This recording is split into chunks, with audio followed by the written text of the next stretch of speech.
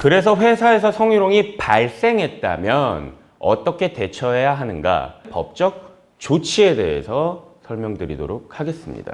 첫 번째, 그 행위자에게 명확한 거부 의사를 표시해서 해당 행위를 중지시킨과 동시에 조속히 성적 침해로부터 벗어나는 일이 일단 제일 중요해요. 그러나 회사라는 조직관계의 특성상 성희롱 가해자에 대해서 그러한 행위를 중지할 것을 명시적으로 의사표시하는 것이 결코 쉬운 일은 아닙니다. 이런 경우에는 성희롱 가해자에게 이메일이나 문자, 카톡 등을 보내서 좀 완곡하게 향후 유사한 언행을 중단해 줄 것을 요청하는 방법을 활용할 수 있습니다. 향후 분쟁 시 보낸 내역들이 증거로 사용될 수 있다는 점에서 장점이 있겠네요. 둘째, 사소한 성적 언행이라도 성희롱 당시의 날짜, 시간, 장소, 구체적인 내용, 목격자나 증인, 성적인 언어나 행동에 대한 자신의 느낌 등을 다이어리 등에 구체적으로 기록해 두거나 녹취, 동영상 등으로 남겨놓으면 사후 분쟁 과정에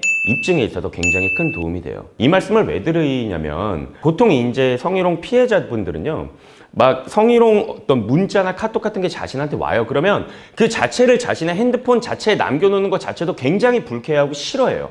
그냥 그 자체를 삭제해버리고 싶으신 거예요.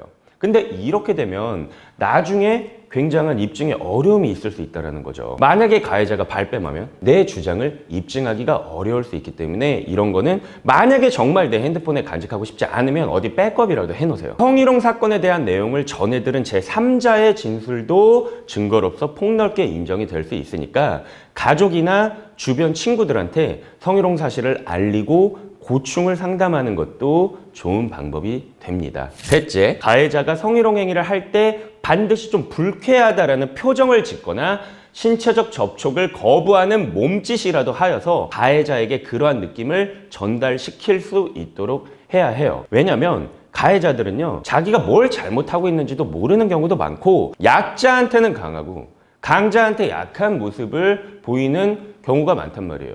이러한 사람들한테 어떻게 보면 따끔하게 알려줌으로써 당신의 행위가 법적으로 문제가 될 수 있다라는 사실을 주지시키는 것도 한 가지 방법이 될 수 있어요. 익명인데 추행 같은 거 당했는데 내 얘기예요, 누가 봐도. 그런 경우에도 이게 해당이 돼요? 이게 뭐 구체적인 행위, 수단 같은 걸로 인해서 성희롱이 인정되느냐, 인정되지 않느냐 이런 게 정해져 있지는 않은 거예요. 만약에 그 사내 채팅을 통해서 이런 성희롱 행위가 진짜 피해자가 누가 봐도 명백하게 나라면 당연히 성희롱이 성립할 수 있겠죠. 물론 성희롱의 경우에는 굉장히 주관적인 요소가 많이 들어가요.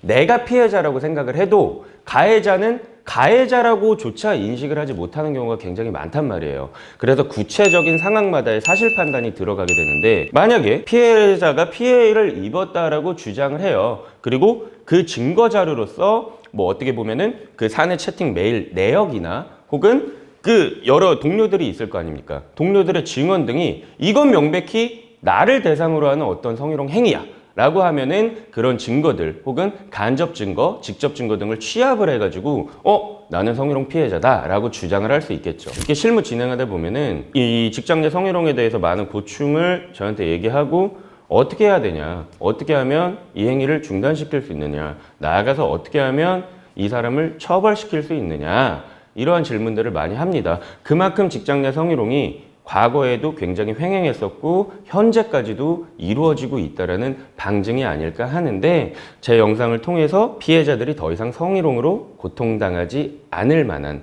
그런 분위기가 되었으면 좋겠습니다. 네, 그래서 성희롱에 관한 거는 여기까지 하고요. 다음 시간에는 더 좋은 콘텐츠 가지고 찾아뵙도록 하겠습니다. 제 영상 좋으셨다면 좋아요, 구독 이거 매번 바꾸기 힘들어.